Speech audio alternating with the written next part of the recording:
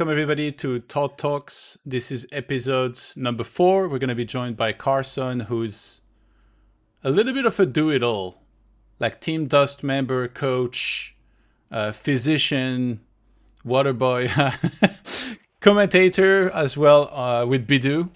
So sometimes on Back to Warcraft for Dust League, for DreamHack as well. Yeah, introduce yourself. You probably can do a better job than me, to be honest. Cool, man. Well, first of all, thanks for having me. And yeah, my name's Carson. I'm a mediocre orc player from Canada, a North American Omega LOL Warcraft 3 player, and that somehow has gotten me in a position of being a coach for a team with players much better than myself. And then that somehow got me in a position to start commentating on Back to Warcraft. And that's how I was able to meet people like Todd and Neo and Remo. And somehow now I'm a caster. Yeah, I don't know how that happened, but yeah, I guess I'm a commentator now. So kind of cool. And yeah, coach, commentator, all that good stuff, I suppose. Was the casting thing something you never were really aiming at, or did it just happen, or did you start considering it for some time and then eventually it came to fruition? It's always something that I wanted to do. Because Warcraft wasn't always a game I played. I started playing Warcraft in about 2010. So even before then, I was playing games like Counter Strike Source, and I was into like Smash Brothers and stuff. And those games always had commentators as well. So I was really into it even as a kid, and always sort of in like a fantasy sort of way. Thought it'd be cool to be a commentator, and then I did it like a tiny bit in Warcraft. I did a little bit of like, YouTube commentaries. They got like 100 views, and I deleted them like 5 years later, sort of thing. So, not much traction. So it was something I kind of wanted to do, but never really put the effort in. So I say I somehow got in this position. I don't know how because I'm casting for like 2,000 viewers now, and I've only been casting for like a year. So I think a lot of people would say I haven't really earned it to get, this many viewers when I'm casting. But yeah, it's something I've always enjoyed, at least, like something to get good at. I think it's a cool thing. Only the haters would say that, and we don't care about them. Uh, Absolutely. so when and where were you born, and what were you like as a kid? Let's go back to the beginning. We're gonna go a little bit more chronologically. Beautiful, beautiful. Okay, so I was born in a city that a lot of people might actually have heard of in Canada. It's one of the more well-known cities in Canada, Vancouver, and more specifically, a place called Richmond in Vancouver, BC, Canada. Um, Yeah, I was born in Richmond and I grew up in Richmond. And we moved around quite a bit as when I was a kid. And I was very much like a quiet kid. I would still consider myself a pretty quiet person. Of course, sort of by occupation, I have to speak more online and be very opinionative because I do analysis and coaching and stuff. So I have to sort of talk a lot about other people and myself and stuff. But in person and as a kid, I was very quiet and very reserved, and I still sort of am. And yeah, we moved around a lot in Vancouver, just different houses and stuff like that. Eventually, we moved to an island off the coast of Vancouver called Vancouver Island. And that's actually where I live now. But we lived there for a couple of years and then back to Vancouver, back and forth, back and forth, back and forth, a lot of moves. And eventually, I settled down in a place called Sydney on Vancouver Island around the same time I started playing Warcraft about ten years ago. So So now I've that's been there not in ever since. Australia, right? No, Sidney, whereas Okay. Sydney would be Australia. Yeah. Whereas there's a lot of, for some reason in Canada, there's a lot of names that are similar to other places. I don't know why. Like, there's a lot of, places that have similar names to things in Europe and like street names that are from Europe and Yeah, stuff yeah. like that. It's really, really common. So yeah, Sydney and Sydney. I think it's the same in America. They have like a Moscow or something in New Jersey. Yeah, I don't know. exactly, man. Like, what the Yeah, fuck yeah. were these guys thinking? Like, Yeah, it's so yeah, yeah. confusing. So what were you like as a kid? Like, were you a sports person? Like you said, you were like shy and stuff, and maybe more reserved. But what about like you as a kid? And then at what point did you start discovering video games? Right. Yeah, well, I'm the youngest of three. So I have a sister who's 7 years older than me, and then a brother who's 3 years older than me. I'm 24, so my sister's in her 30s now. My brother's almost in his 30s. Um, so that was start of being, or the start of being quiet and all that sort of thing. But as a kid, I was into sports a little bit. I played like basketball for a couple years, and I tried to play rugby, but I was the smallest of all the kids. I twisted my ankle and gave up like 6 months in, so that wasn't the best experiment. But I always sort of enjoyed sports because I enjoyed competing, and I enjoyed the sort of idea of trying to get good at things, and being having an actual gauge of how good I am compared to this other guy and stuff like that. So because of that, I sort of gravitated towards gaming. But yeah, I started off doing sports when I was much younger, and then when maybe like grade 5, grade 6, I started getting into gaming more with my brother, who was always sort of very much into like Diablo 2, um, Brood War. We played a lot of Brood War before I knew what Warcraft was, and like Smash Brothers, like I mentioned, and then eventually we got into Counter Strike as well. But my brother had bought like the Battle Chest, if you remember that, which had Diablo 2, Brood War, and Warcraft 3. So that was sort of the start of how we got, or how I got into Warcraft 3. But we sort of started with the other games first and ignored Warcraft ever existing, which was kind of interesting. But yeah, started with sports and then into gaming, and me and my brother just sort of gamed for our whole childhood, really. So immediately, like, what about video games on console and stuff? Were Hmm. you into that even before Yeah, that, or yeah, we got the N64 whenever that came out. I think I was a little bit young. It was my brother's N64 because he was sort of in that age group, and I was a little bit too young when it was first released. But yeah, yeah? like GoldenEye, Smash Bros, those sort of Ooh, games we GoldenEye. played. I still play GoldenEye. I didn't have internet when I moved into my new place, and I was playing GoldenEye like a month ago because I was doing some like speed runs. Damn Agent 52. You know what I'm talking about. Um, so we do that a little bit, and then for me, it was grade 3, maybe grade 2 is when the GameCube was released, and we played that for like a long, long time because we sort of only ever had one family computer, and it was Windows XP and really really bad. And because I was the youngest, my brother and sister always got to use it before me, so I never really got to play computer games. But yeah, we had the GameCube, and with that came Smash Brothers Melee, which I still play to this day, um, and a lot of other games as well. Like all the classic like Mario Party and Super Mario Sunshine, and what was that Zelda game, Wind Waker.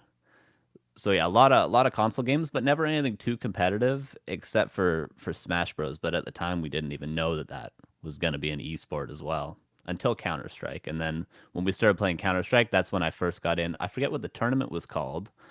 Not CGS. If Do you remember what that was? It was like 2003. It was like a really big. It was only around for a couple of years, but it was like a really big esports event centered around Counter Strike Source. If you remember. But it was a weekend long tournament or like a league? It was a league. Yeah, it had like DJ Wheat casting and stuff like that. I forget the name of it, but that was really the first Yeah, it might introduction be to like CGS. competitive. No, it kind of Okay, rings a bell. I don't CGS. know. Yeah. Yeah, and it was kind of, I'm pretty sure it was a failure, although I wasn't sure. And this is Yeah. like pre Twitch and all that, but it was like you had to invest in a franchise, and it was like very, very hyped up, but a very expensive business model sort of thing. But that was my introduction to it for however long that was. It's such a blur now because I was so young at the time, but those were the first sort of competitive games that I watched was CGS. So that was the moment where you saw something like this, like tournaments and stuff, and you were like, I would like to be able to do this also in the future. Is that what you mean? Yeah, I think so because the sports thing never really worked out for me. Like you've met me, I'm a short guy, not a big guy, not really too athletic myself. So, and I always wanted to be really competitive at things and wanted to be, the better of my siblings and the better than other people, but couldn't really do that in sports. And then when I saw gaming, I was like, "Oh, this is pretty cool. This is something I can work at." And that's yeah, I when I saw CGS, that's when I started really taking Counter-Strike seriously, even though I was still like 9, 10, 11, 12 years old at the time when I was playing Counter Strike Source. I started playing on teams and started competing a lot. I think back then it was called Cal, like Cal Open. Cal Main was the leagues in Counter Strike Source. And that's what I was playing back then. I was always the youngest on my team, and people would make fun of me because my voice was so high, and they were all like 16, 17. Some of them were like in their 20s already at that time.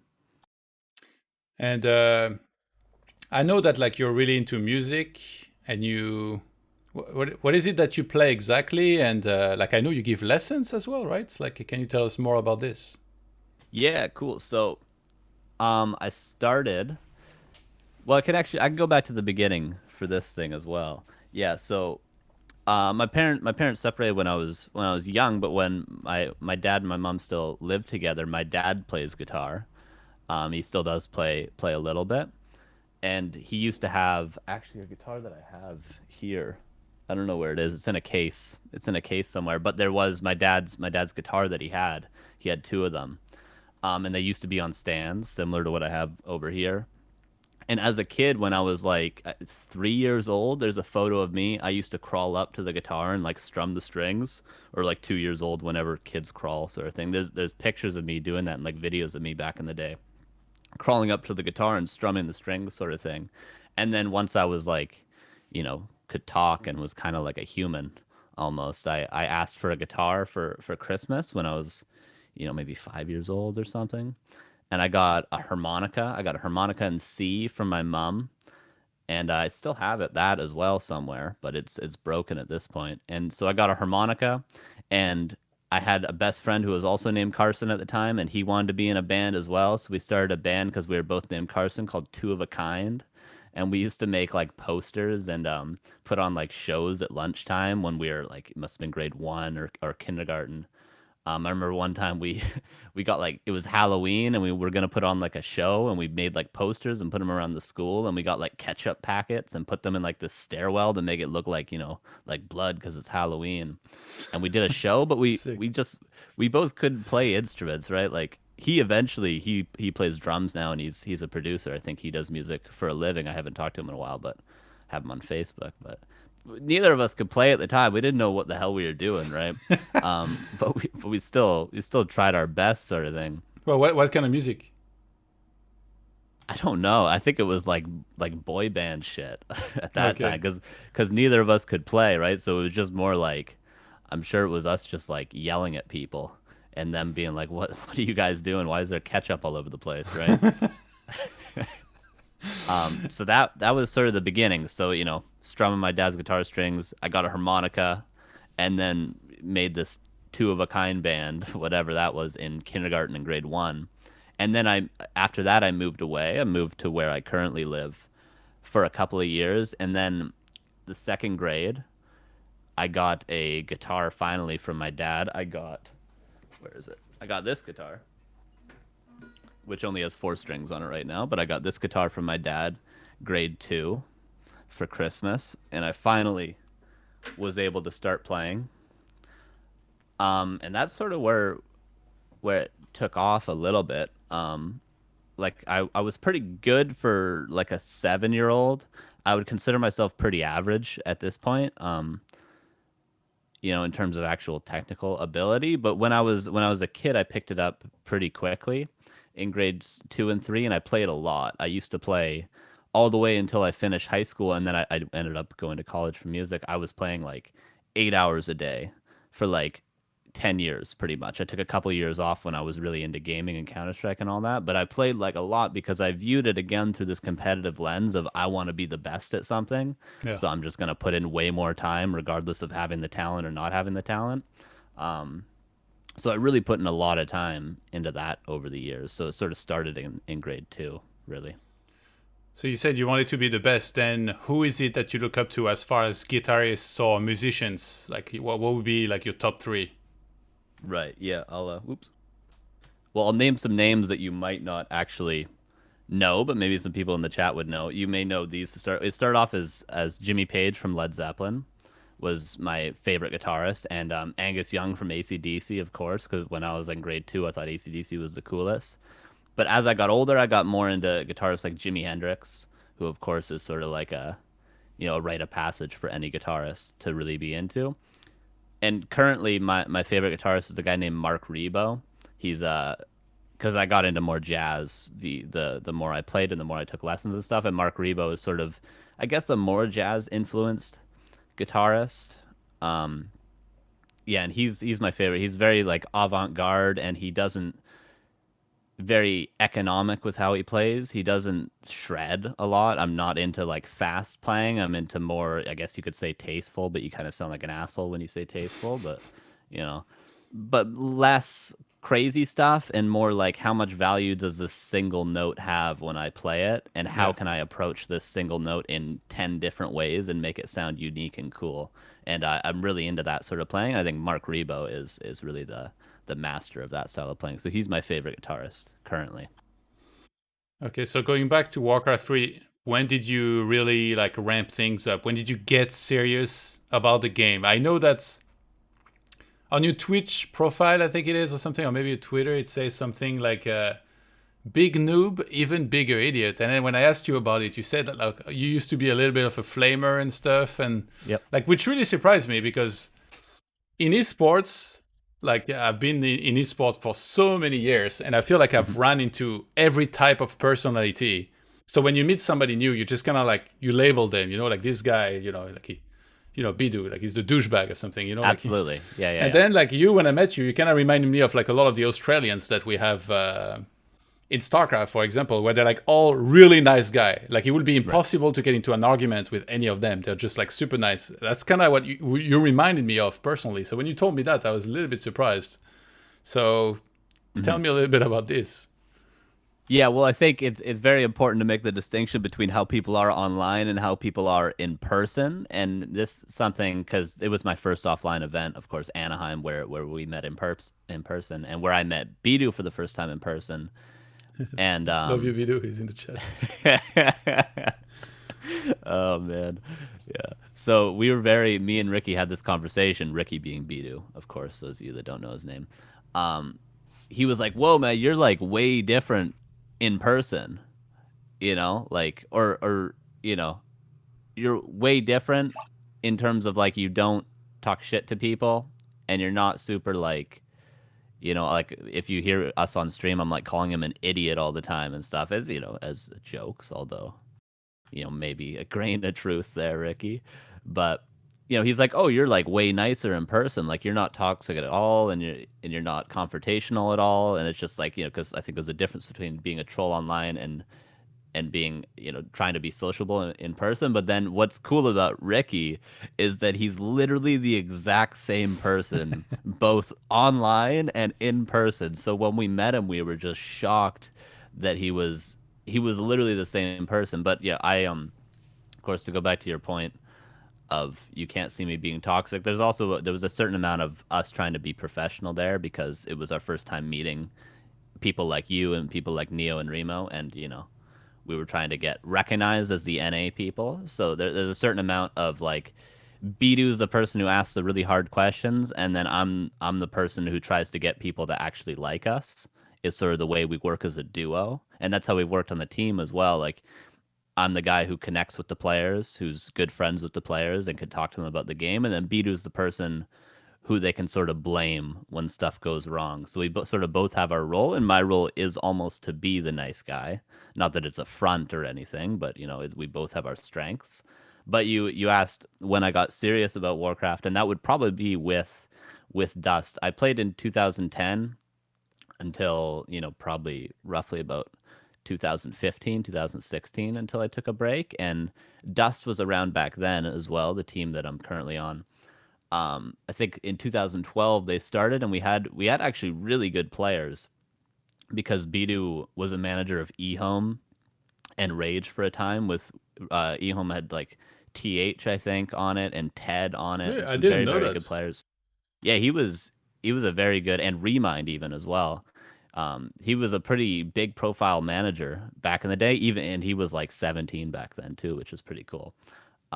Maybe a little bit old, maybe like 19 or 20. But and then he formed Dust, and Dust, when it was first formed, it had me on it as like the newbiest player, and it had Danger on it, who you might know from the NA scene now, or South American scene, of course. Had Yaws on it, Ted on it, Sokol, had Duck, of course, who you know from Twitch chat, I'm On sure. Dust, you mean? On Dust, yeah, this was Dust in TH was on 2012. TH and Ted were on Dust. Oh yeah. Oh yeah. What the? So I was on the same team as TH and Ted. Yeah. And they were actually on our roster on our website, which is no longer. It was up for a couple of years, but yeah, we had some crazy players. So that's, a cool thing on my resume. But I was on Dust as like, what I would do is I would like try people out.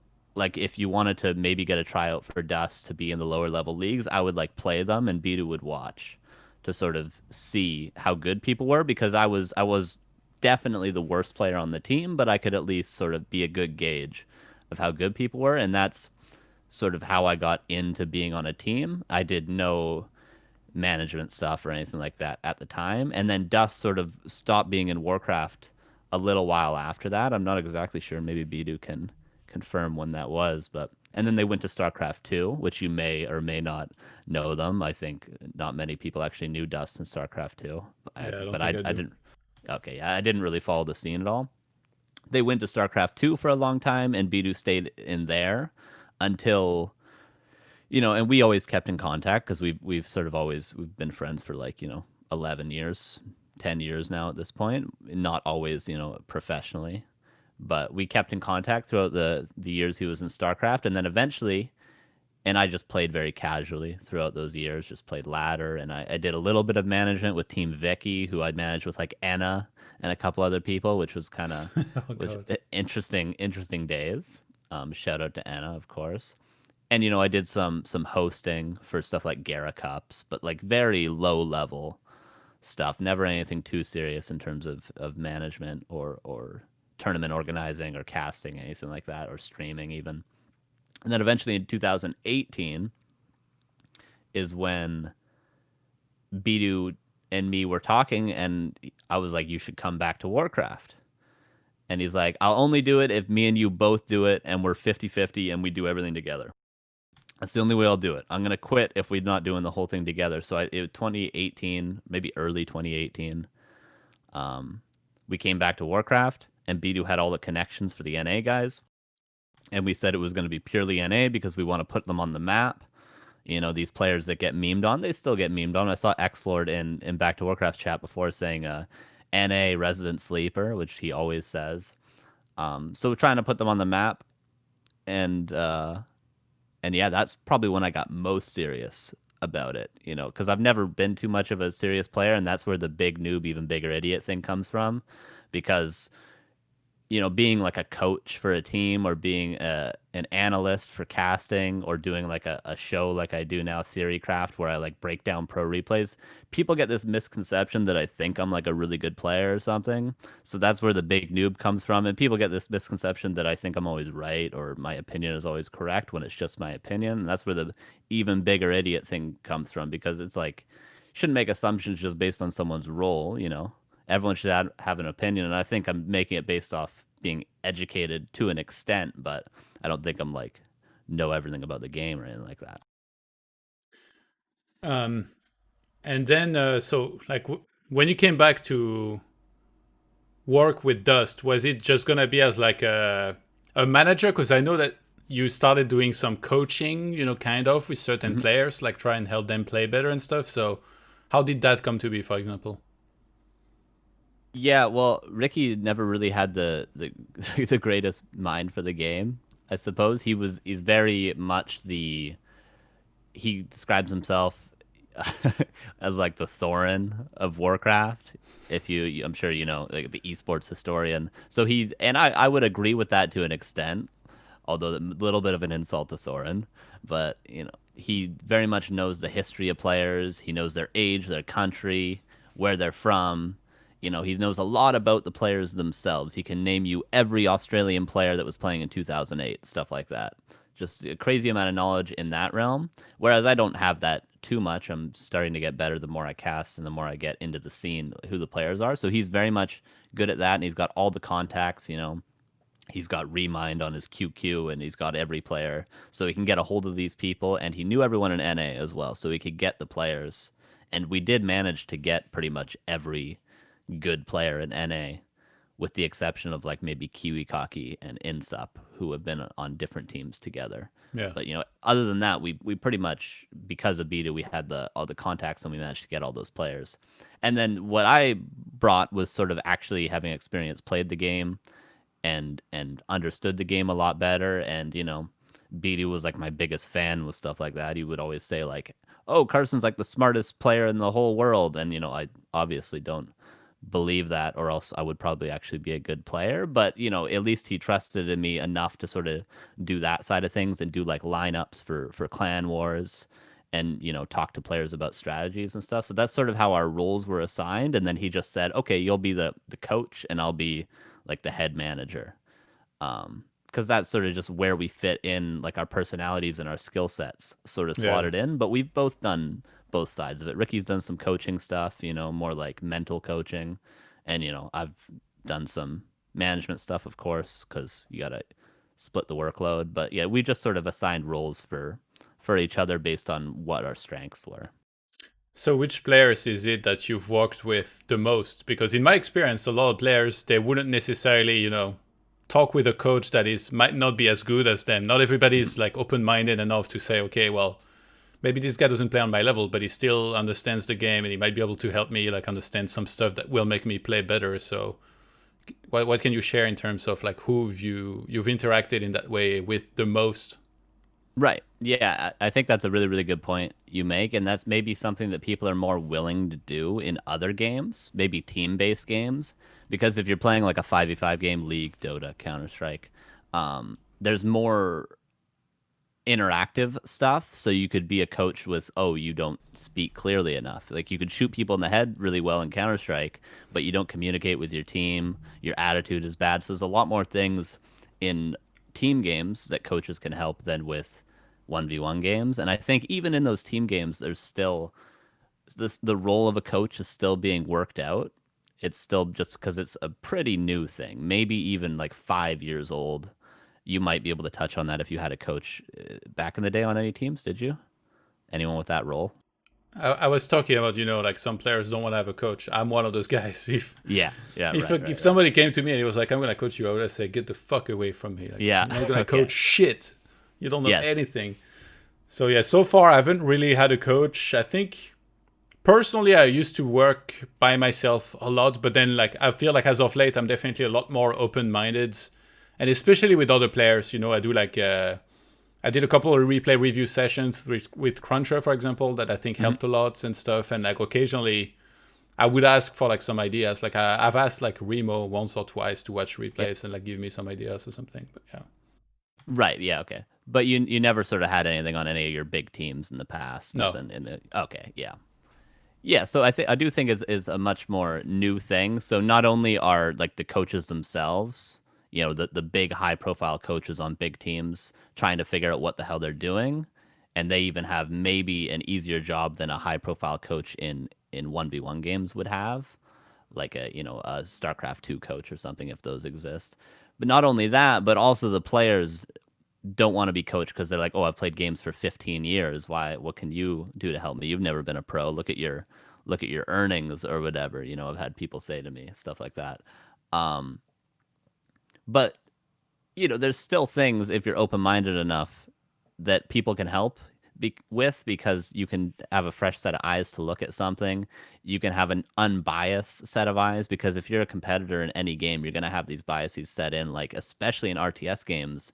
If you're an orc player looking at another orc player's replay, you're going to think like, "Oh, there's nothing you can do.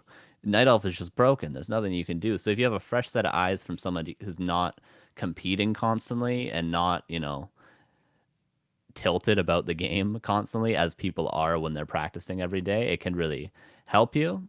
And to answer your other question of who do I work most with, it's generally been I've talked to. I wouldn't want to say that I've been the reason for anyone's success, because I certainly haven't done much to help anyone on Dust at all. It's really been a lot more management stuff. But the people that I've worked with, Cruncher is always asking for practice games to prepare for matches.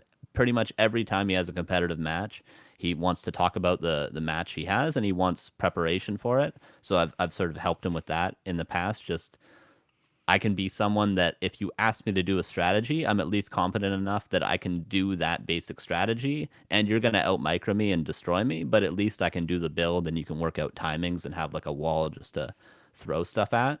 So I've helped Cruncher quite a bit, and Hitman, me and him of course talk a lot about the game, but I would almost say he's coached me more because he you know, I've learned everything pretty much from him about Orc because he has a very unique way of looking at the game. But even just somebody to throw your own ideas at is maybe what I can do for Hitman. He says, "Oh, I think this is a good idea," and I say, "What about this?" And then, okay, maybe I'll change it like this sort of thing. So mostly Cruncher and Hitman, and then I've helped some other people, but I've also done some private coaching on the side with more like beginner players, some people in Gym Newbie League, stuff like Yeah. that. I've started coaching Bidu now a little bit on stream and stuff, which has been fun. So it started off with mostly like Cruncher and Hitman helping them. They're also the most active players on the team for the most part, with Deuce and other people who more practice privately. And then it sort of moved on to helping lower level players, which I think is actually a position where I can literally tell them what to do and help them get better. Whereas for Hitman and Cruncher, it's more like you tell me what to do and I'll see how I can help you. And then the casting thing. So I I feel like I remember that, or at least when I tuned in initially into Dust League, it was only Bidu solo casting, I believe. Like that was my first encounter with him when he trash talked me, and then I was like, I can't wait to meet this guy. Right. And then we had this handshake. Anyway, uh, so you weren't casting with him. So when did you start casting? Like I'm guessing it was for Dust League, and then as a progression, you started doing the Back to Warcraft or NA events or like DreamHack and stuff as well. Yep. Is that how it went down? Yeah, that's where we both started. For Dust League, I think we've done 6 seasons now. So the first three were on, I guess, our channel, but it's more so Ricky's channel, Dust Gaming Live. So the first 3 seasons were on that, and it was very much chill. Like when me and Ricky would cast together, it would just be us just bantering for 4 hours pretty much. And because it was so chill, it would be like sometimes I wouldn't cast, sometimes it would just be Ricky. It was also on weekends, and at the time before COVID and everything, I was playing a lot of gigs with my band. So I couldn't always cast on the weekends whenever I had gigs. So it would be Ricky solo casting.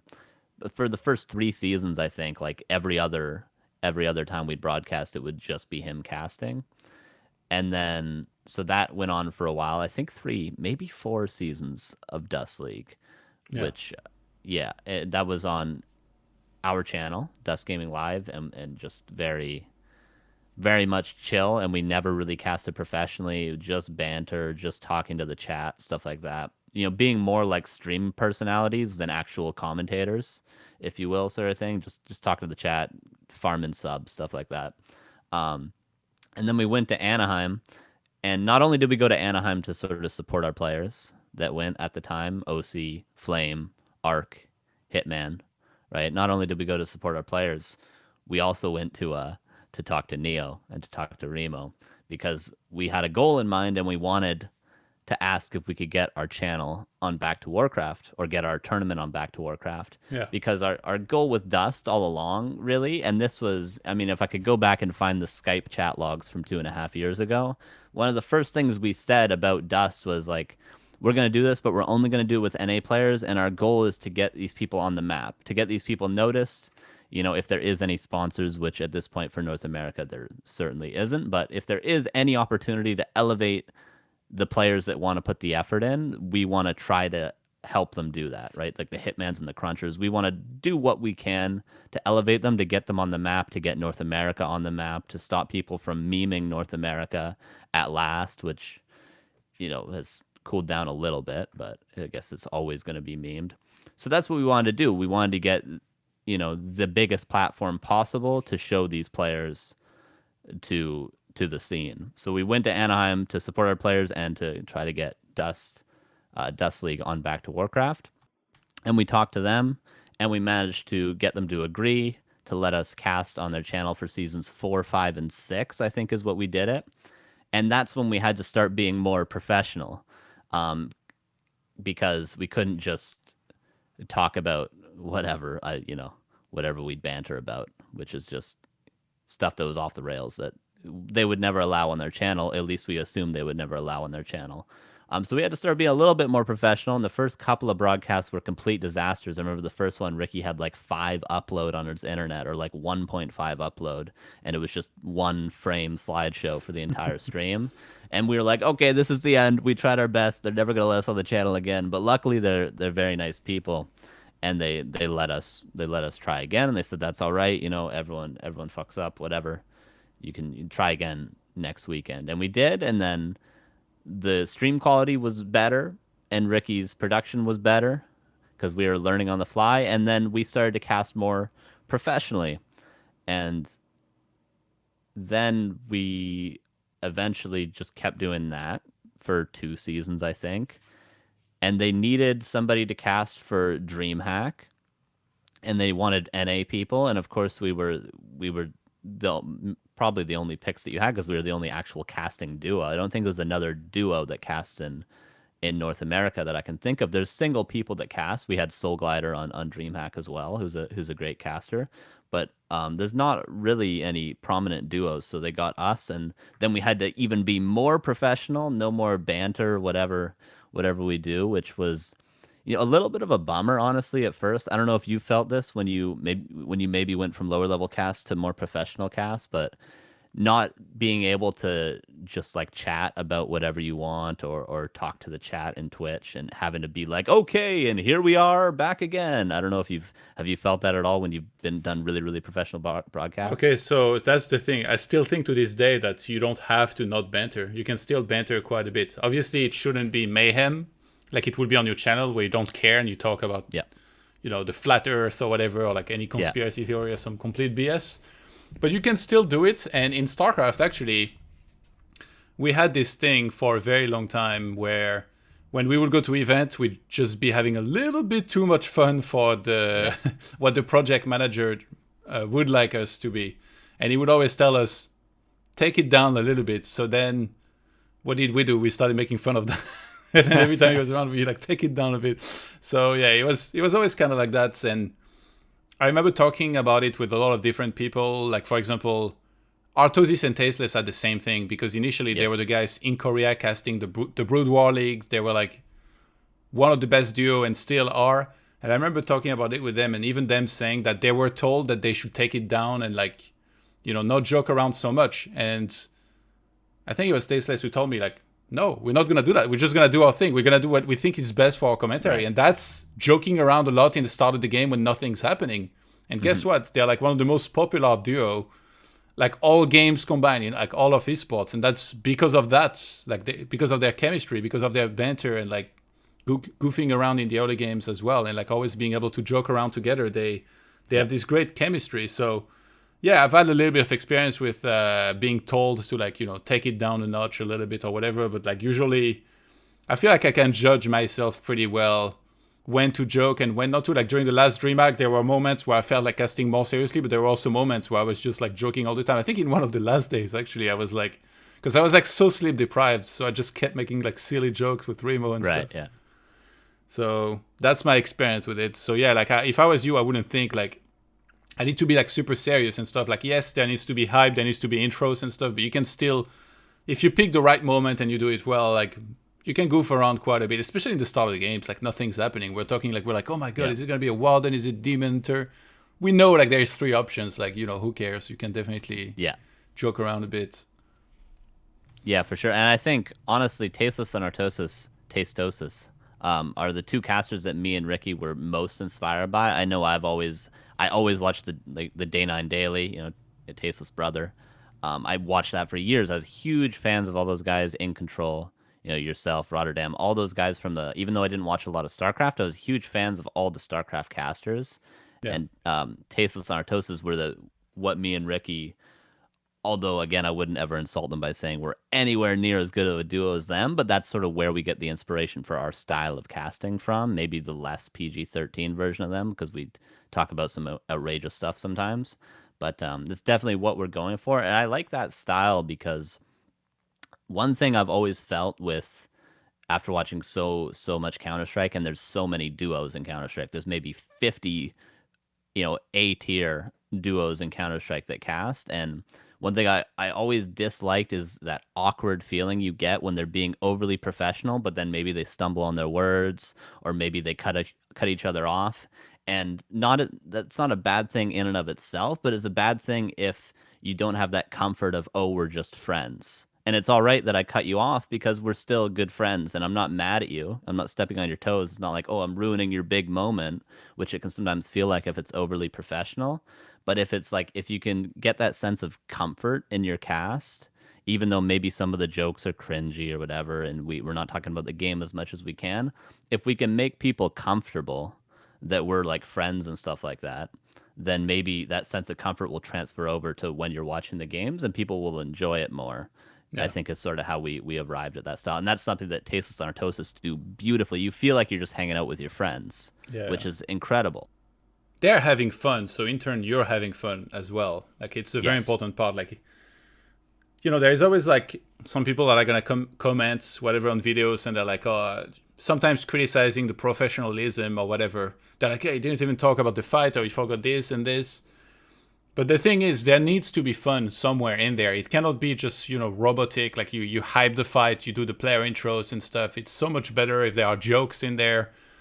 Like it's just about the right mix of everything for me, at least. Whether I watch or I'm commentating, I always kind of think that way. So, but I really enjoy like your commentary from you and Bidu. Like I think you guys have really really good chemistry. I like the jokes. Like when you guys were doing the singing last time with the Right. deep Yeah. Yeah. voices and stuff, I was like cracked up Yeah. Yeah. Yeah. pretty much. So yeah, you guys been doing well for sure. And I look forward to your casts. Like it's nice that you guys are doing NA as well because you represent the region really well. Like you know it super well. So I hope that this year again, like you guys are gonna be doing it once more.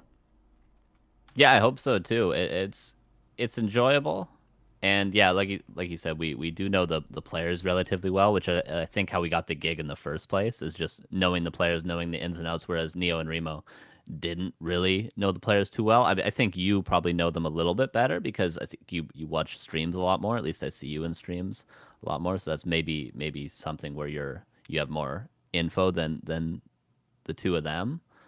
But yeah, so going back to where I was, so we sort of did those 6 seasons of Dust League, and then they got us to do DreamHack, and we had to be even more professional. And eventually, um, they asked us to do WCG for just one day. WCG. We've always done NA. It's always been, will Arc finally beat Hitman? Sorry, Arc. No, you won't. It doesn't happen. Will Insup beat Hitman? Okay, no. Sorry. It's always been like that. But then WCG Asia is like the first game we cast is like Moon versus Infi, I think it was. And I was like, oh my God. And this was like maybe 6 months ago. And that was like really when I was like, oh my God, we're actually casting for the first time. It felt like, we were like the misfits forever doing these NA leagues, and then we finally got to do WCG, and that was like for me and Ricky, it was both a dream come true because that's where I sort of got into the game. Was when you first start learning about Warcraft, you just, of course, the first thing you do is YouTube best Warcraft players, pro Warcraft 3 match, and you find like 2007 Grand Finals, or like Fly versus Infi, the game on EI where he GG's in 2 minutes. You find those sort of games, Sokol versus Moon on TM when Sokol's Blade Master gets trapped in Moon's base for like 10 minutes. You find those crazy games, and I used to always watch those when, I would say when I was a kid, but when I was just learning Warcraft when I was like 16, a kid within the game.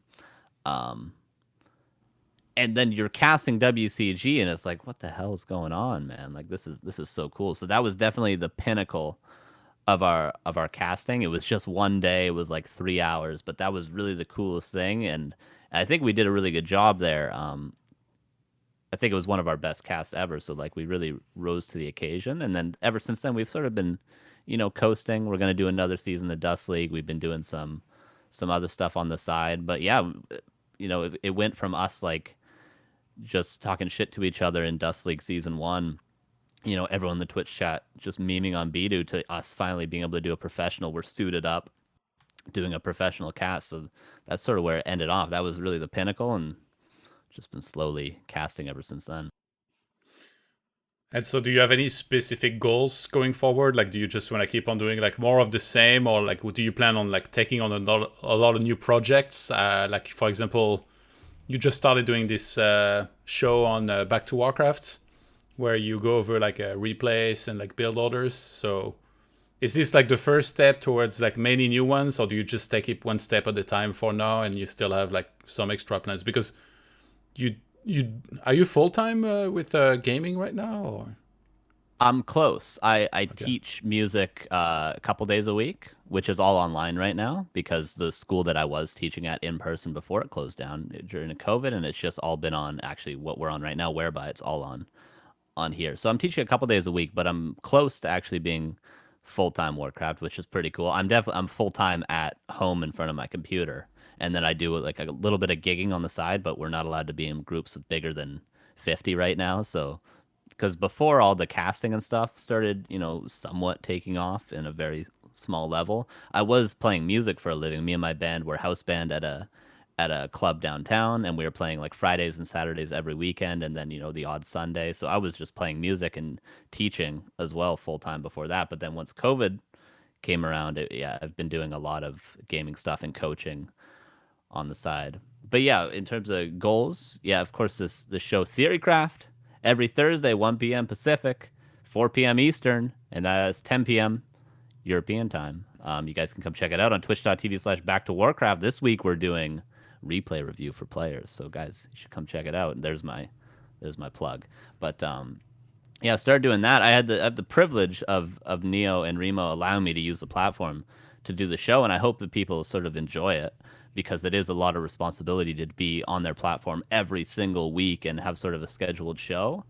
But yeah, that's sort of the starting goal. I'm going to see how much work it is because I'm just going into my second show. So if it's a lot of work, that's going to be my main focus for a while. But in terms of goals, I would like to, as I say, I'm a very competitive person and I really enjoy taking a skill and trying to get as good as I can at it. And I'm viewing casting like that as well. Like I watch my own cast. I watch a lot of other casts. When I'm listening to commentators, when I'm listening to you, Neo, Remo, when I'm listening to other casters in Counter-Strike or Smash Bros, whatever I watch, I'm trying to learn from them. I'm like, how do they talk? What sort of words aren't they using? What sort of words aren't they repeating? When are they what's their timing like when they're one person talks the next person talks sort of thing, when are they making jokes, how are they introducing players, when are they getting hype, how hype are they getting, and I'm really trying to learn as much as I can. And at the moment I'm trying to focus on actually becoming a good commentator. I would like to be an actual a commentator at this point. Like that's something I really want to get good at and I'm trying to really focus on improving at, and just trying to do commentary as much as I can. Watch a lot of replays. I've been watching, dozens and dozens of replays throughout the weeks, especially for the show Theorycraft, which has been helping quite a yeah, bit to up my knowledge because as I didn't even know when we started casting like what a color commentator was. I heard you say the word color commentator once, and I thought that was just the play-by-play guy, like, oh, and the Blade Master going into the base, he's gonna get a critical strike, he's gonna kill the Wisp. And then I actually realized that color commentator was someone who adds color to the commentary, who adds analysis, who adds depth to it. And I didn't realize but that's what I am. So I have to sort of keep up with the meta. So I try to really understand what's going on in the game and try to keep up with the meta. And although I'm not a great player, my hands just can't do it. And, I get stressed in game and I make a lot of mistakes. I can understand it via watching replays and I can understand it via talking to players who are much better than myself. So at the moment, my goals are trying to be a better caster and trying to understand the game as deeply as I can. And then on top of that, I'm going to try to do as much content as I can within reason without stressing myself out. I might be doing some tutorials for War 3 champions as well on top of this because I also am interested in helping people learn because I think it's good. I think, there's a lot of new players and, in learning Smash Bros. Melee, I've been understanding that it really sucks to be a brand new player in a community of people that have been playing for 20 years. It can be really difficult. So that's another thing I want to do on top of the content creation and the commentary is I want to try to help people learn the game a bit more. And, in that I'll help myself learn. So that's sort of my goals for this sort of Twitch realm of things. the vote for Theorycraft is not up on Back to Warcraft YouTube, is it? I was looking for it earlier and I didn't find It it. it will be tomorrow. It Oh, will because okay. I'm leaving that up to Neo to sort of when he releases Yeah. it. Yeah, he said tomorrow morning it will be And uploaded. the first one you did a human replay, right? Yep, I talked about how Sock plans in Human against Orc. So I did three replays on Northern Isles, one being the two farm tech rifle caster push, the second being the three farm with tower creeps level three very early, tries to pressure burrows. And then the third one, we just did a replay from his point of view to try to like, I paused the replay and go, okay, what's he gonna do now? What'd you guys learn earlier? So we did three replays all on the same map, and I'm gonna try and keep it like, as I said, I'm very inspired by Day Nine, of course. It's hard to Yeah. avoid that, but very much like a small specific concept in with one sort of race in one matchup on one map a lot of the time, and try to keep it very concise and specific, because if I was gonna do one matchup every week, I would run out of content in like 8 episodes. So very specific, small snippets. And you talked earlier about how you and Bidu talked to Neo and Remo in Anaheim. Hmm. Like, how did that go down? You just set up a meeting and like they didn't know about like what you were gonna talk about at all, and then like the meeting happened, and you're like, we want Dust League to be on Back to Warcraft. Or like, wait, how did that go down exactly? Like, what was the planning like? Right. Yeah, well, I talked a little bit about this earlier. How in Dust, me and Bidu have two roles. We're the only management of Dust, right? We've had a couple people in the past. We had a graphic guy in the past, and we've had other people. But the past 2 years, it's just been me and Ricky. And our roles in Dust, other than manager and coach, is Ricky's the guy who will say what no one else wants to say in the room, and he's very outspoken and he's very outgoing and good at it. He'll say it, and he'll say it confidently, and he'll say it so people can hear it. That's his role, and he knows what he's talking about too, so he knows what to say as well. And then my role is to be the guy that when he says something ridiculous and people are like, "Who is this guy? Like, this get this guy out of here. I don't want to talk to him. I don't want to see him anymore." Then I'm the guy who's standing next to him in the same jersey, who people can actually like relate to and like and have a conversation with when he just got kicked out of the room. So we sort of have both of our roles in that, and that's what helps me being the quiet sort of guy. And that's not a facade. That's just actually who we are as people as well. So it worked out very well that was our duo. So when we went to Anaheim, we had this goal in mind of one, we want to make Remo like NA, because we sort of watched when he would cast NA games that he never, and we asked him this and confirmed this in the future, and he didn't like NA. Warcraft, He's a the giant players. elitist, of course. He didn't like it. Yeah, and we knew it. We all knew it, right? We would talk to like OC and stuff in the chat, um, and he knew it. Like everyone knew it on the team. Everyone knew it in the scene that Remo did not like North American Warcraft. The players, the level of skill, you know, not the people. Of course, he's a very nice guy, but so that was our one goal, and our second goal was, of course, to get Dust League on Back to Warcraft. So we went there, and the first day we're there, I think, was the day of the handshake, the infamous story of which I don't know if you want to maybe update the people on that first day, because we met you before we met Neo or Remo, so that Yeah. was the first interaction, and I don't think we actually, maybe I introduced myself to you. I'm not sure how if we actually met there Yeah, I got a really too bad memory, formally. so I don't know exactly. Yeah. Yeah. So there was a handshake, and then we sort of briefly met Remo. He would come out and he would watch the players, and we talked to him, and it was just very much in passing throughout the tournament, which was like 3 days. Right. We would see them. You guys would come out, and we were very much like we hadn't met any of the players. We didn't know you guys. You guys are very much like the spooky people, the spooky nice people, but like you were the famous people there to the players, right? And then there's like Happy and Moon that we were also terrified of, but we were just the small NA guys that no one knows. So the first 3 days were very much just hanging out, seeing if we can meet people. But then eventually, I think the third day, everyone wants to go out for drinks.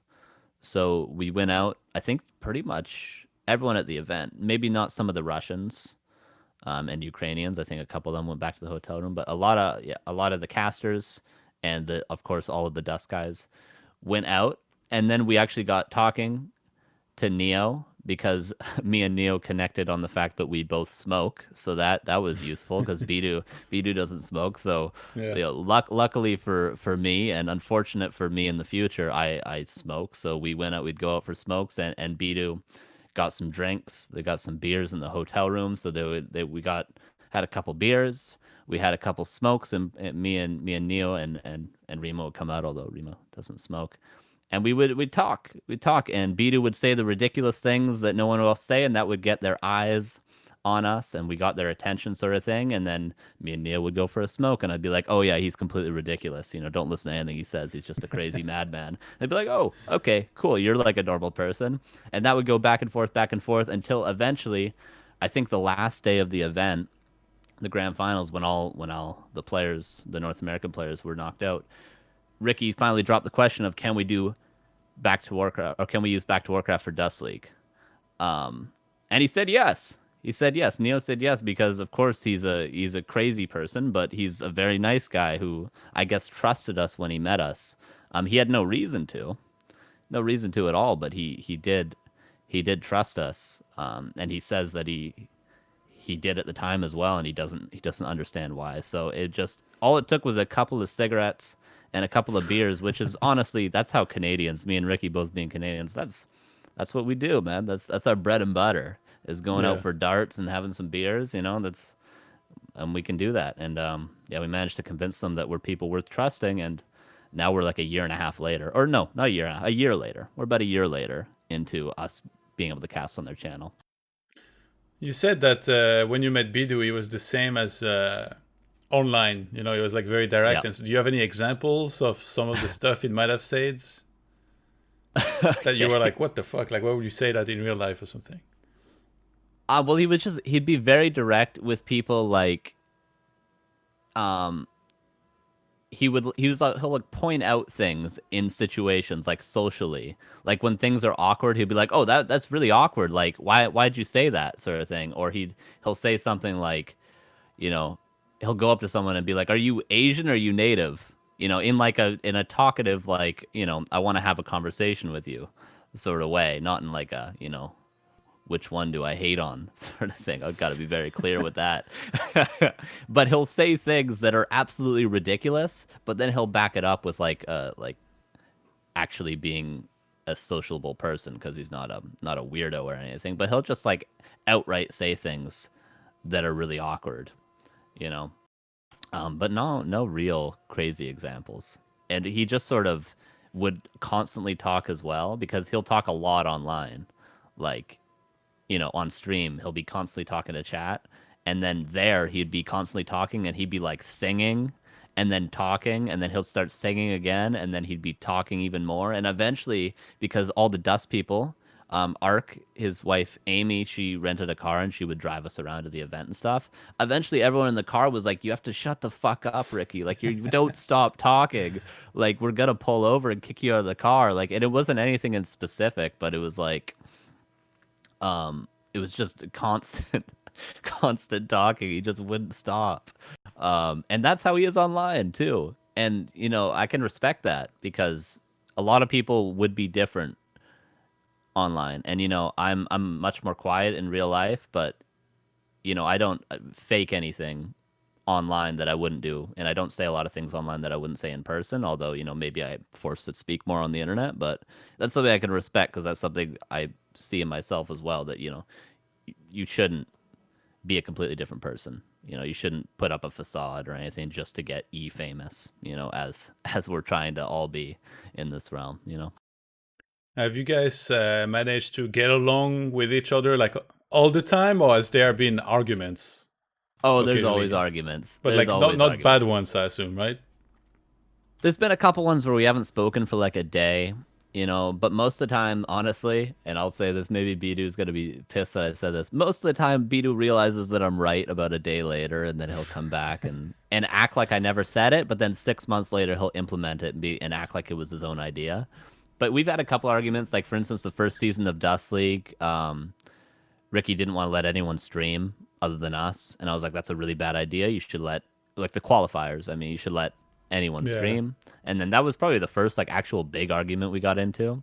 But then like the day later, he came back and he was like, "Oh yeah, we'll just let everyone stream." So we've had a little like arguments like that, and of course, you know, behind closed doors, we're always sort of talking shit to each other. It's not again, it's not just a facade on stream that we like. I call him an idiot constantly, and although I don't think he's an actual idiot, you know, we do just banter a lot, and that's I don't know if that's the Canadian way or that's just who we are as people, but we banter a lot and we talk a lot of shit to each other and to, other people on occasion as well. But most of the time, we're pretty well mannered and we have pretty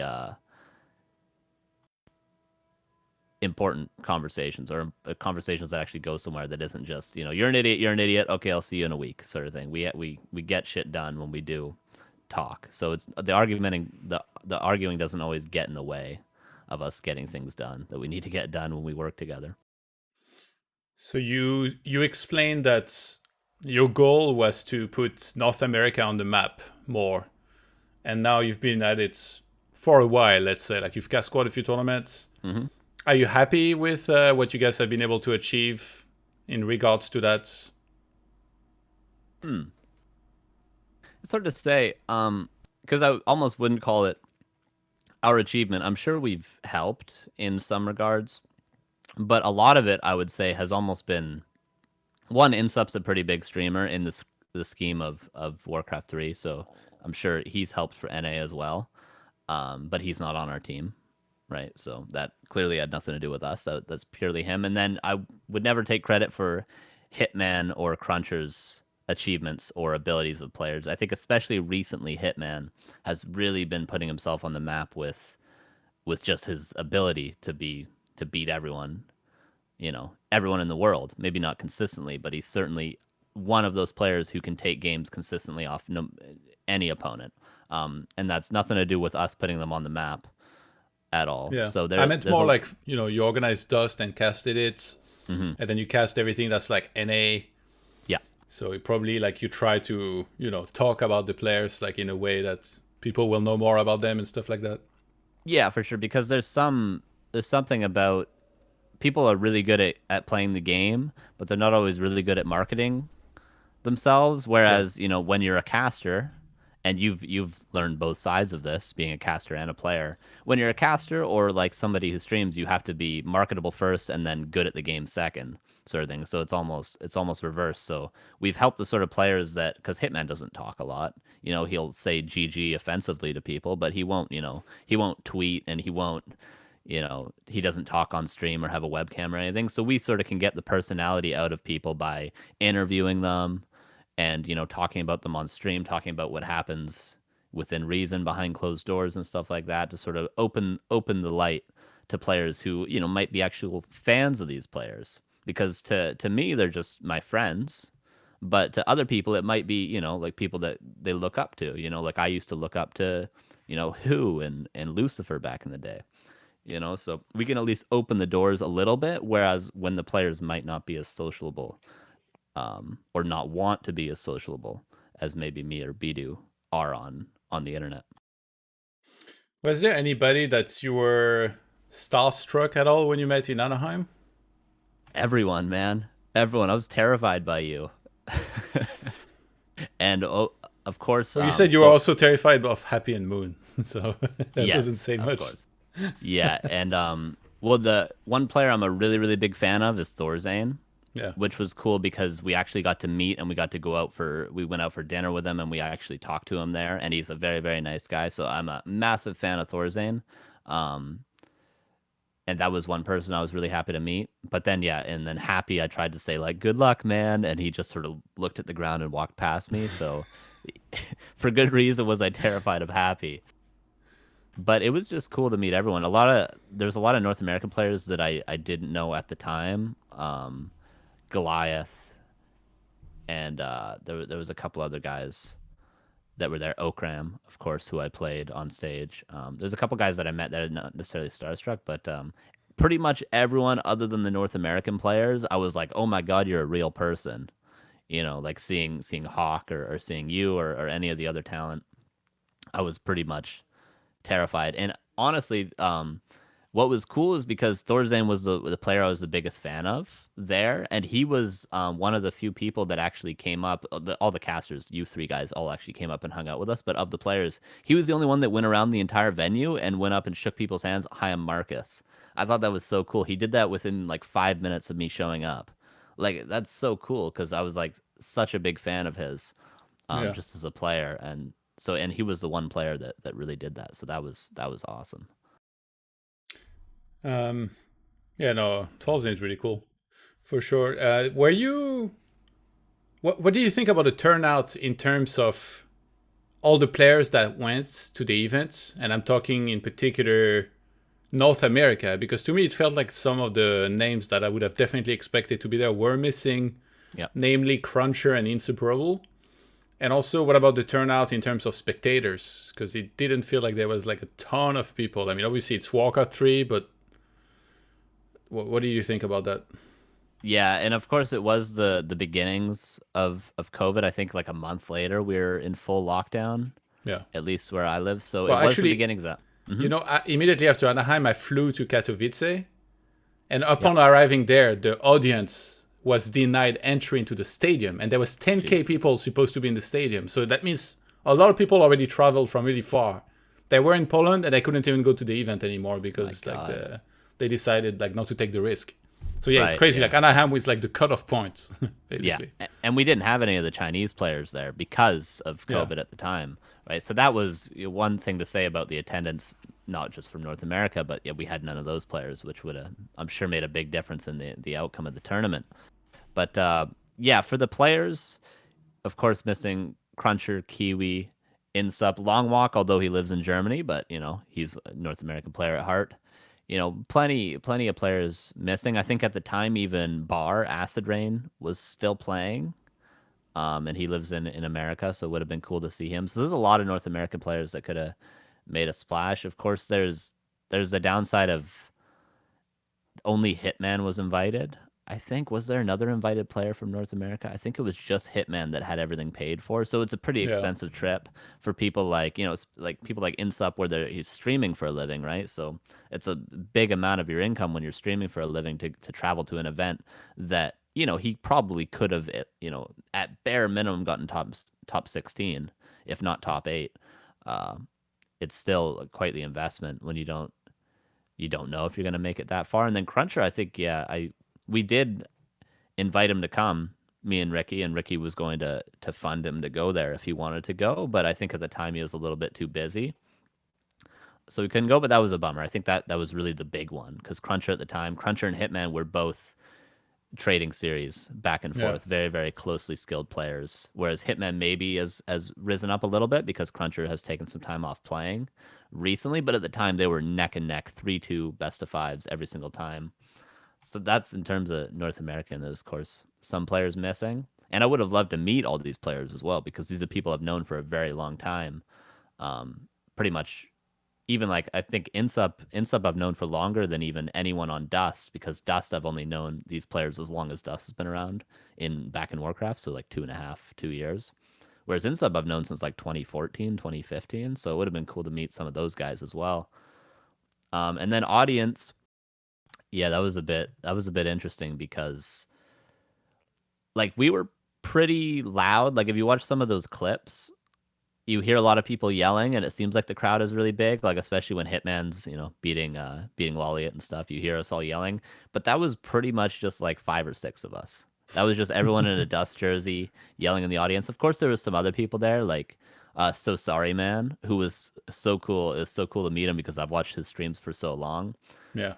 and I wasn't like starstruck by him or anything like I was with some other people, but he was a guy that I always watched the streams and talked to him online, and he was like, "This guy's dope. Like I want to meet this guy." And then I got to and we watched pretty much all the games together throughout the weekend. So that was a cool person to meet, and he was in the audience there with a couple of his friends. I think his sister was there as well.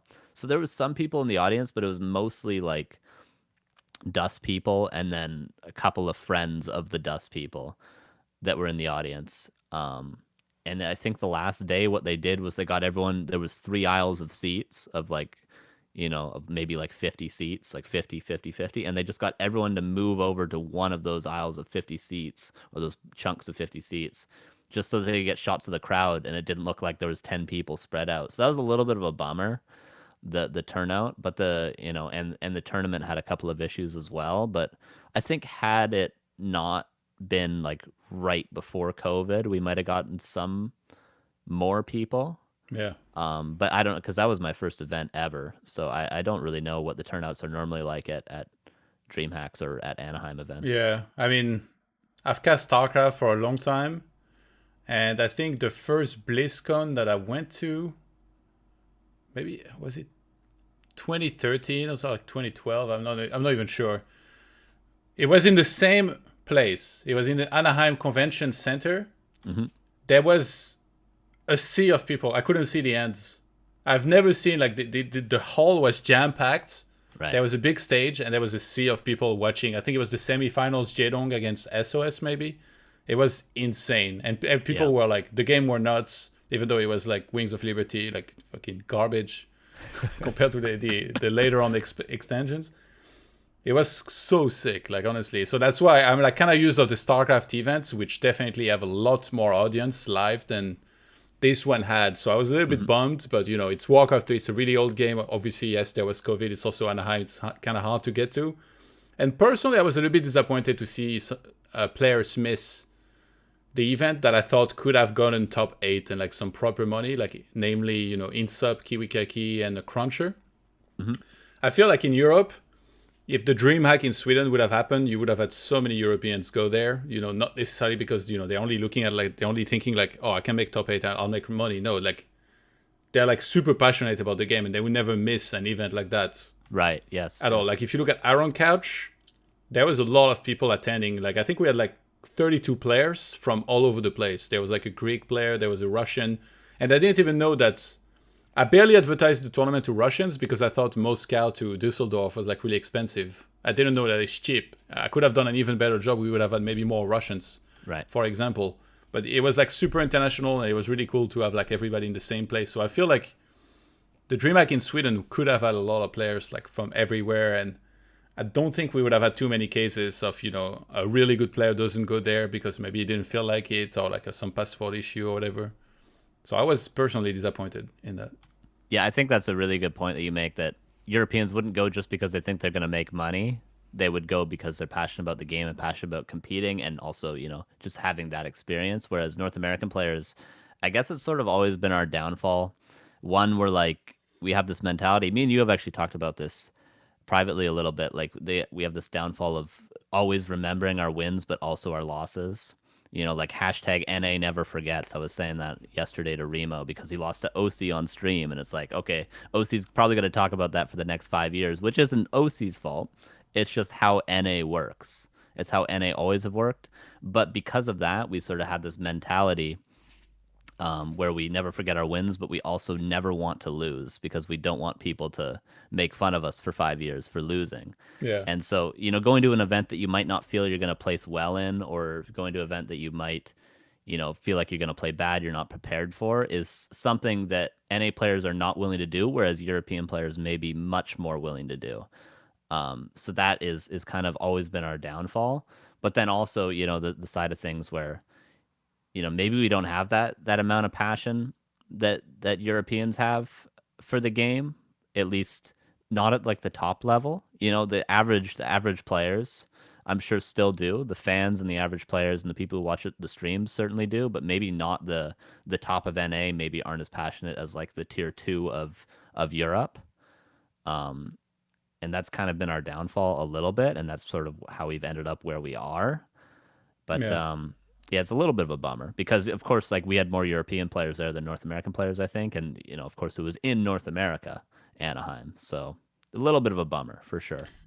Yeah. First of all, I would say I don't really like generalizations. So like, you know, even if I ever say like NA this or NA that, it's always, you know, it's independent to people. Like I'm literally, I Hmm. was just talking about 3 people that didn't go there that I thought would be going almost for sure. You know, maybe like Yep. maybe they had very specific reasons and like those are valid. And also I talked about Iron Couch. I expected actually the Swedes to come to Iron Couch. Initially, when I started organizing it, I told them like it's gonna be at this time. Like, how many people can you send? And they were like, oh yeah, you know, maybe 3, maybe 4, maybe 5. And then none of them came, and I was pretty sad, you Right. know, because obviously I wanted these guys to be there. So yeah, you never really know like exactly what's happening. I'm glad we started talking about Europe and NA though, because it's like one of the longest standing rivalries. I feel like historically America has had some strong players, but usually it's kind of weird. It's like almost like a curse. It's been for a very short time. Yep. You know, there's never been like a really strong player for like 5 years, I feel like. Hmm. It's only been like 1 year, 2 year, maybe sometimes 6 months, and then they just kind of vanish, go and do something. Historically, I guess chronologically, I would probably go like at first in the very starts, I think it was maybe Ghost Rider or something that was like really Right. good, but it was not really offline events. Then later Wizard with a really like offline events. He won Akon, I think, or something. Short Yep. round after that, and then later on we had like Neil Clark and all these guys. Heather also was really good, for example. And to be honest, I think I retired before Long Walk became really good because when I came back, people kept talking about Long Walk. I was like, I don't really know. I don't really know him. But the thing about me though is that I always respect the old school, like the players from other games. See, Hmm. if somebody's really good at Counter Strike, I'll never like trash talk them, whatever, or like even if they start playing Warcraft 3, for example. And I feel like that's a big difference between me and a lot of people in the scene. Like they kind of like to trash talk, like the old school, like oh he's not as good or like whatever. Um, yeah, but like this NA versus Europe, it still feels like there's a strong rivalry, and like there's a lot of trolls on Twitch, as you know. Yes. But I feel like NA has, and again, like I'm trying not to generalize, but I've heard that a lot from NA. Like they NA community members sometimes sound a little bit insecure, Yes. and like maybe almost like an inferiority complex or something. Like where when Hitman's doing great, literally all of NA is in his chat. They're like, oh, he's owning these Europeans. Let's go, Hitman. He's our champ and stuff. Yeah. And then like you just hear a lot about the wins, not so much about the losses. So it's like a really weird dynamic for me because I feel like again I'm trying not to generalize too much, but in Europe things are done differently. Like if Foggy beats Hitman, nobody's gonna raise an eyebrow and be like, oh, Europe's so much better than NA. But yes, I guess that historically there's been a lot of European, whether it's like players or I don't think casters necessarily, but like players or community members that will egg on like, oh yeah, no, Europe much better than NA, blah blah blah. And Hmm. while I agree that there is a lot more depth to the European scene, like there's more good players and there's like so many of them, and maybe overall the top ones are also better. I also think that NA has some real talent with Hitman at the top of that list right now. He's like Hmm. really really good.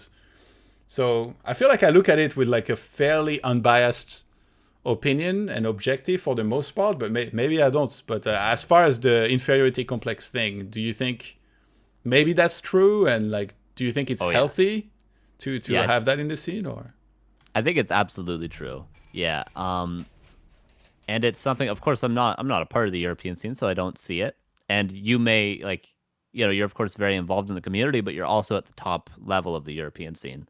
So maybe you don't see if that is true in the tier 2 or tier 3 European scene. If it is, I'm not sure. But yeah, I think it's mainly maybe because there's always been this assumption, which is definitely true to an extent. There's reasons for this, that Europe is much better than NA, and this has been upheld in Counter Strike and I think like Dota and League. Pretty much all of esports has always been, the EU greater than NA meme. Um, and I think we carry that because a lot of the players, at least currently, have gone to other games and then come back to Warcraft, or Yeah. they play both games at the same time, and they saw the same thing in other games that they've seen in Europe the whole time. This assumption that EU is just way better than NA, and of course, as you said, it is true that Europe has always been better than NA. But to be I think the honest, mhm.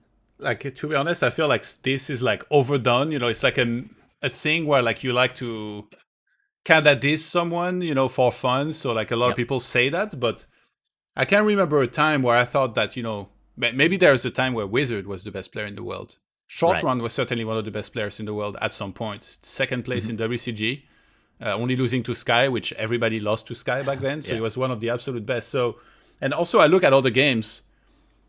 Like I don't watch a ton of other games, but I look at some of them.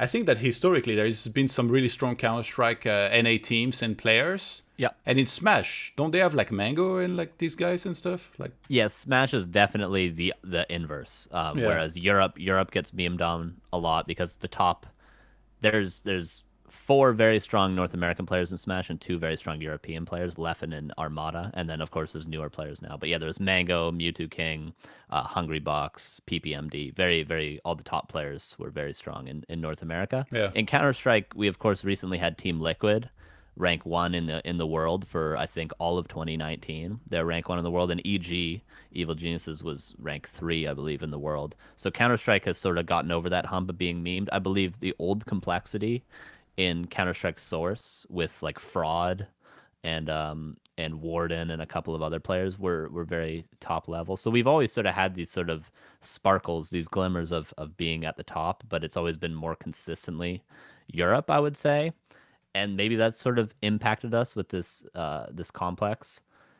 And I think it's true. I don't think you're assuming anything. I think you're definitely right that we do have this sort of uh, inferiority complex about we're like scared of getting memed on to an extent, and that definitely does translate into us this whole remembering the wins and not wanting to lose sort of thing. And this also, I think, even spirals down to us being worse players overall because we don't want to practice.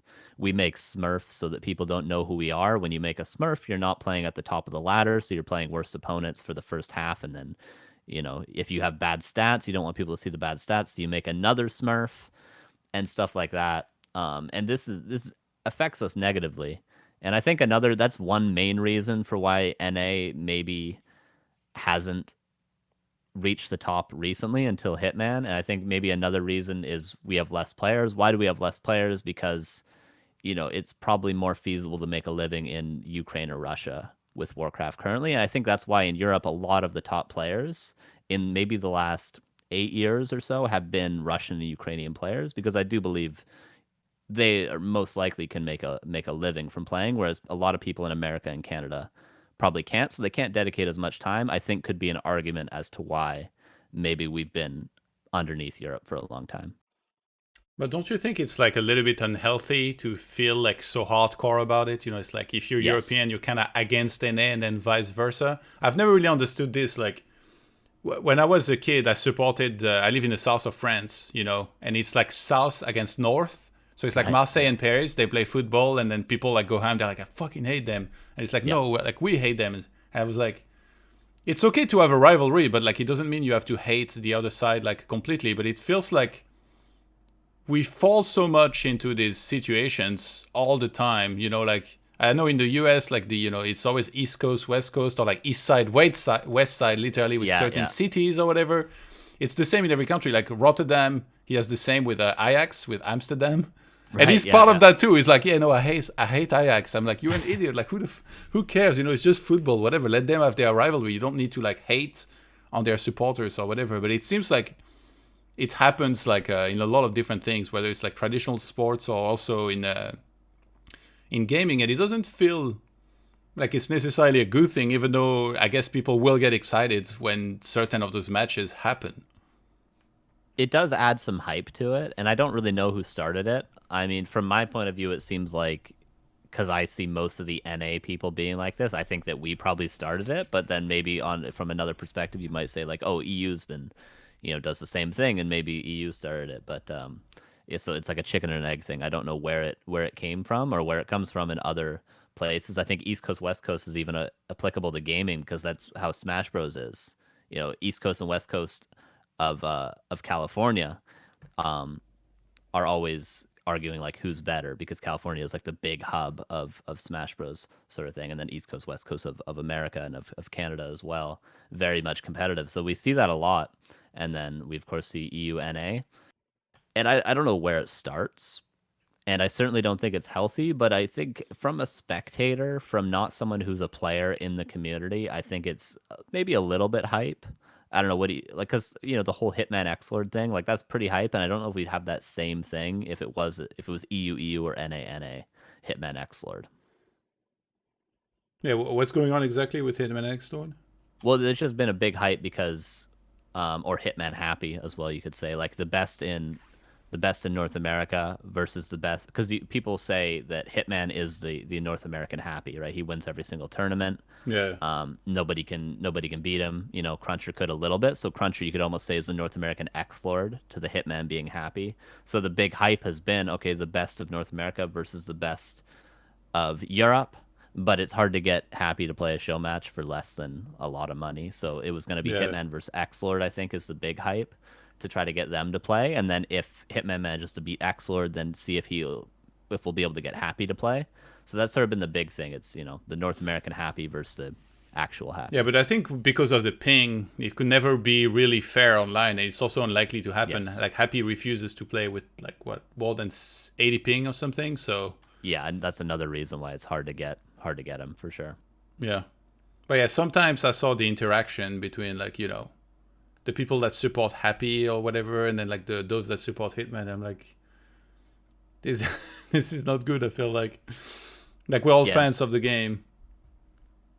yeah. Warcraft has a tendency. This might be true in other games, but I certainly haven't seen it. We have this like fanatical sort of attachment to players, like of course with Grubby, of course with Happy, and in North America a little bit with Hitman. We've seen as his stream has grown, he's been getting like 500 viewers lately, so we've had a little bit of that. But yeah, viewers, and I would hate to assume and make assumptions about everyone that watches them. But obviously, a lot of players, a lot of people that are watching these streams cannot be great players. So I'll just assume they're all, maybe lower level players don't understand the game fully. So they get attachments to these players that they're watching because they're just, watching as a spectator sport, enjoying it, and they get attached thinking like these players are the greatest in the world. Nobody can beat them. You know, if you beat them, you got lucky. If they beat you, it's just assumed and obvious. And I think the Twitch era has sort of even escalated this sort of rivalry of not just regions, but players as well. Whereas now people are getting attached to their personalities on stream and like, you know, can you like the classic question, can you beat Grubby? Can you beat Happy? Oh, you beat Xlord? There's no way you'd be able to beat Happy. Like, and there's this constant added tension to it with now individual players as well from Twitch. So in terms of the future of NA against Europe, do you feel confident that if we finally get Hitman to play against Xlord and against Happy, he's gonna have like a good chances to win? Because even though Hitman against Happy, I don't see it happening unless it's gonna be offline in the near future. It is Yep. possible that it could happen, and also the next WT Champions season is gonna be global, so Yeah. there's very high chance that Hitman's in there, that Xlord's in there. So how do you see this rivalry, whatever, or like Hitman again, I guess, against Europe developing, and him, how is he gonna be able to do? Yeah, and we're also going to have a global Dust League as well. We're going to have an NA season, Europe season, then a combined season. So we may see it there, Yeah, I although it's saw that. Yeah. hard to get Happy to play. But I think for Hitman against Xlord, I know for a fact that Hitman is very confident against Xlord. He says in a best of five he'd 3-1 him. I don't want to put words in his mouth, but I think that's what he said. So if he's confident, I'm confident. He's a player that when he thinks he can win, he generally does well, and he's always very confident. How I personally feel, I think he could definitely beat Xlord. Happy is sort of another beast. I think Hitman versus Xlord would be extremely close. It's also helpful that that's probably Hitman's best matchup, and it also happens to be Orc against Undead, a possibly a still Orc favored matchup, with the exception of the Criplord, which I don't know if Xlord is playing against Orc recently. But I think that'd be very close. 3-2 either way in a best of five. Hitman against Happy, I think he still might have a little ways to go. Of course, I'll always back him up and say, you got this. You'll beat Happy. But I think of all the players in Europe, Happy is probably the one that Hitman wouldn't. I'm not confident would beat in a best of five currently, but he's always improving and he's always rethinking the way. Even this week, he came to me and he's like, "Oh, I got some new ideas against Criplord. I've been trying out on ladder." So he's not set in his ways, although people call him a robot. He's always reinventing himself and trying to think of new strategies and stuff. He started doing a new style against human recently as well. So I think given time, he's not going to stagnate as much as maybe some of the other players. Maybe Happy included, although Happy is one that also reinvents himself despite being called a robot all the time. So I think he's got a little bit of ways to go for that. But give him some time. I mean, he's only been back for 2 years, so maybe give him another year. But for now, I think he could definitely take down Xlord, in my opinion. How about the NA 2v2? I always hear about this thing where like NA 2v2 is best, blah blah blah, and then like an NA team won the last tag team, and then I feel like we're never hearing the end of it. So is NA 2v2 you think superior to Europe, or is it just like a thing that's said? Yeah, a little bit of meminess, of course, and Of course, me and Hitman aren't gonna beat everyone in Europe with a 2v2 team. Although when I was in shape, we did win a 2v2 tournament and we beat Sheik and Bazaar in the finals. NA never forgets hashtag. So we can even we can win. But like the best 2v2 teams, the OC and the Insops or the Cruncher and the Hitmans. I mean, memes aside, we've kind of proven again and again that we can beat every other 2v2. Like we played that Asian League, you were in it as well. What was the name of that? The one that was on NetEase. The Gold Team League, whatever. Yeah, right. And it was sort of like a clan war with a 2v2. Well, Yeah. we were in a very difficult group. We had the top team, whatever the top Asian. We had to play Romantic and someone else. I forget who it was. It was like a very strong double Asian team. It was like I forget who, Romantic and WFZ or something like that. Yeah. And like no one thought we could win, but then Cruncher and Hitman I think 2-0'd them. Just straight up, and then we of course won that European North American 2v2 team, and I don't think we've lost a 2v2 in a clan war with the exception of me and Hitman getting destroyed recently. But when we've actually put up like our A team or our B team, we haven't lost 2v2 in like any clan wars ever, Really? Because despite I remember beating Cruncher and Hitman with Cash in W3IL, maybe that was see we remember the wins and which forget I've all the never bragged losses. about, but Yeah. But not very often, I will say. How about yeah. that? How about that? Not very often. And that would have been a while ago because Hitman and Cruncher haven't played together in a while, I think, Yeah, it as was a well. while back. Yeah. And of course, a lot of that is credit to Hitman for being a god at TC Headhunters and just carrying all the time. He carries me all the time as well. But, like, other players like OC, someone says in the chat, Gracious, yeah, OC is extremely good at 2v2. Like, people meme on him for the keeper hunt style, but that's more than viable in 2v2. And I think what makes OC a strong player isn't necessarily his mechanics or his like deep strategy, but it's like he knows where to be on the map at the right time and he knows how to support his teammate and he knows when to make plays and how to make them. So OC is like an extremely good 2v2 player, and I think that's almost his specialty is 2v2. And then Insup, you need an undead that can carry you in 2v2. So like they're a very good team together because Insup has the micro and then OC sort of has the ability to make plays to make space. So we have, very good 2v2 players. And I do think we're actually, memes aside, might be the best region, but not to say we can't lose. We of course can lose, and of course very good teams in Asia and Europe that could beat us consistently. Given enough matches, I'm sure we could be down in a win rate against them. Yeah. All right. Well, it's been a lovely chat. I try to limit those interviews usually to 1 hour and a half. Doesn't mean that anybody could come back as a return guest for another episode down the line. But yeah, thank you for joining me for this. And take your time. You can even think about it if you want before going for it. I feel like in Warcraft 3, people are so bad at shoutouts, and it kind of tilts me. Like, Yeah. so yeah, you're gonna do shout out next, but first I wanna tell Death Note is the worst. Like yesterday, I think it was, we did a squad stream or whatever. Like he's just joining me on Discord, and then like he's chilling for a while. He's talking to me like while I'm playing, and then I'm like, do shout outs. He's like, people know. I'm like, no, like this is terrible. Just shout out your Twitter, shout out your Twitch, whatever you want. Thank the people that have been there for you recently, or that you want to say thank you to, or like that you like spending some time with, or if you want to thank the community as well, go ahead. But please, in Warcraft 3, we need to get better at shoutouts because this really tilts me every time we do something. So now, no pressure. It's time for your shoutouts, Carson. I'll first say I agree with that, and that's, again, we were talking about this earlier. That's sort of where me and Bidu come in. That's our role: help the players get more marketable.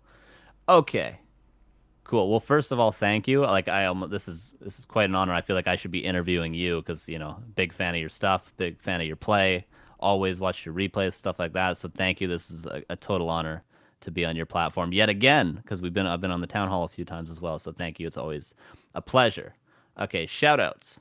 Shout out to, of course, Bidu. We've talked a lot about him. Neo, Remo, twitch.tv/back to Warcraft is where I will be doing commentary. It's where I do my show Theorycraft every Thursday at 1 p.m. Pacific.